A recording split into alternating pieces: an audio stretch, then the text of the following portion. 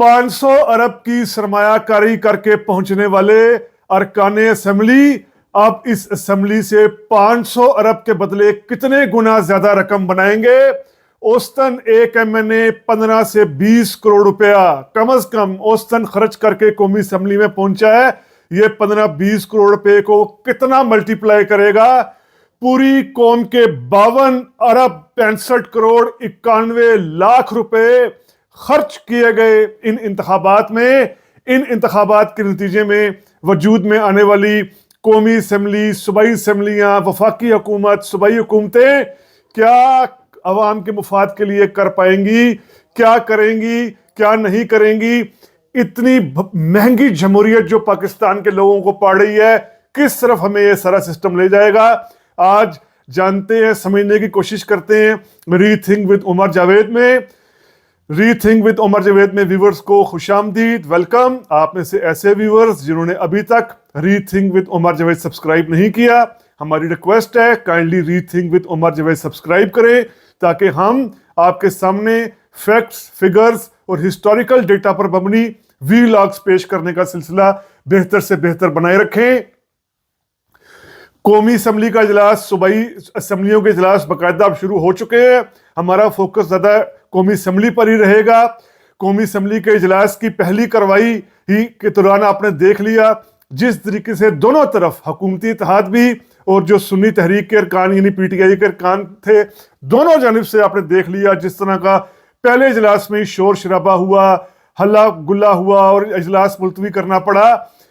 इस तरह की जो प्रेसिडेंट है, नजीर है पहले इजलास की, वो 2002 में थोड़ी बहुत मिलती है। इलेक्शन के बाद जब मुशर्रफ ने इलेक्शन करवाए थे तो 2002 का जब पहला सेशन हुआ था उसमें मुस्लिम लीग नून के 15 अरकान ने बहुत एहतजाज किया था, लेकिन वो चूंकि सिर्फ 15 अरकान थे, तो अब तो जो इजलास हुआ है इसमें हमें बहुत बड़े पैमाने पर एहतजाज नजर आया है।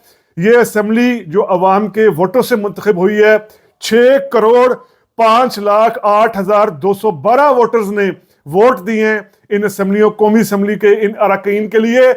क्या ये कौमी असेंबली करेगी, किस तरह कौमी असेंबली की सीटें, एक एक सीट पर खर्चा किया गया है। कुल मिलाकर जिस तरह मैंने कहा 500 अरब रुपए कैंडिडेट्स ने लगाए हैं इलेक्शन में, जो डेटा कंपाइल हो चुका है रिसर्च में, और इसमें औसतन 15 से 20 करोड़ रुपया, यानी ये कम है रकम अभी, ये एमएनए की एक सीट पर लगाई गई है। जितने भी खर्चे होते हैं जो खाने पिलाने के, टेंटिंग के, ले जाने के, ट्रांसपोर्टेशन के, ये सारे बैनर्स के, ये फ्लैक्सिस के, ये सारे खर्चों की मद में आप जो कुल खर्चा हुआ है, यानी जो टोटल जो इन इंतखाबात पर खर्च हुआ है वो 52 अरब 65 करोड़ 91 लाख है। इतनी महंगी ये पड़ रही है पाकिस्तान को ये पूरा सिस्टम, जिसमें अवाम के मुफाद के लिए कानून साजी भी नहीं की जाती।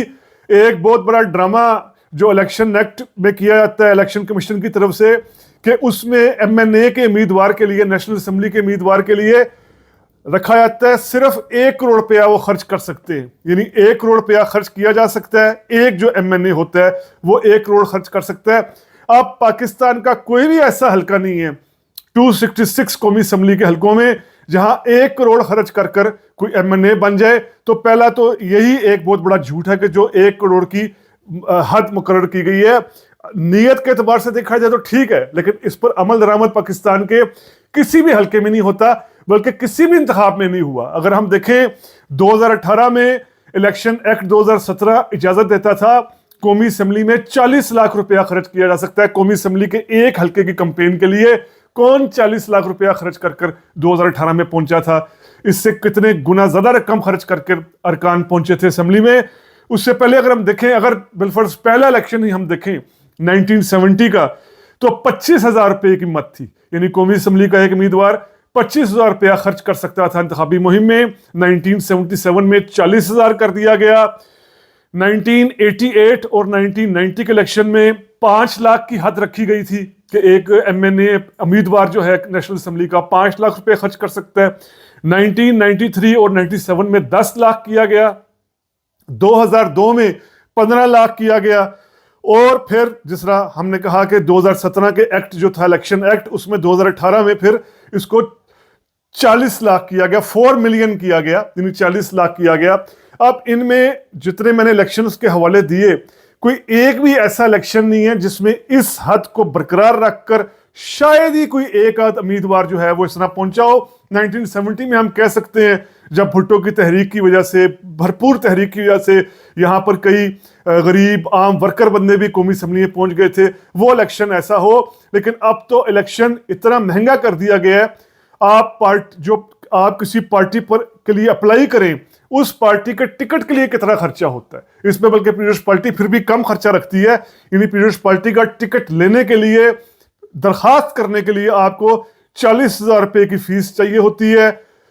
बलोचिस्तान एक गरीब सूबा है, लेकिन जो बाप पार्टी है, जो प्रो एस्टेब्लिशमेंट और इस तरह प्रो फेडरल इस तरह की पार्टी, ये इसका टिकट अप्लाई करने के लिए 1.5 लाख रुपया होना चाहिए, और नून लीग का टिकट अप्लाई करने के लिए 2 लाख रुपया होना चाहिए।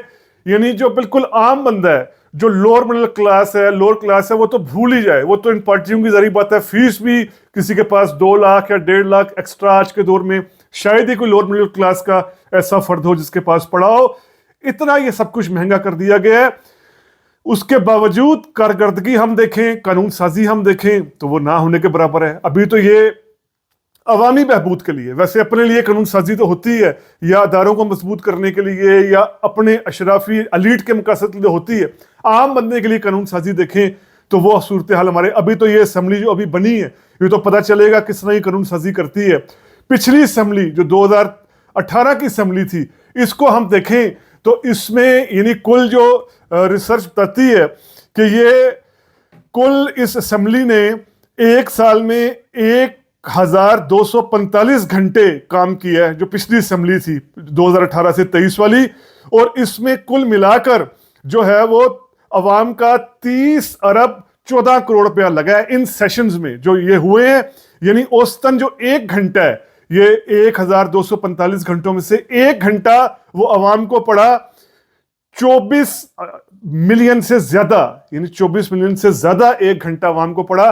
और इस असेंबली ने जो 2018 से 23 वाली थी, आप चेक कर लें कि अवाम की बहबूद के लिए कौन सी कानून साजी की। पहले इमरान खान का दौर में एक्सटेंशन के लिए कानून साजी की गई, मीडिया को कंट्रोल करने के लिए कानून साजी की गई, और फिर शहबाज शरीफ के दौर में एक मरतबा फिर अदारों को मजबूत करने के लिए कानून साजी की गई, मीडिया को कंट्रोल करने के लिए कानून साजी की गई, नैब के कवानीन को खत्म करने के लिए कानून साजी की गई।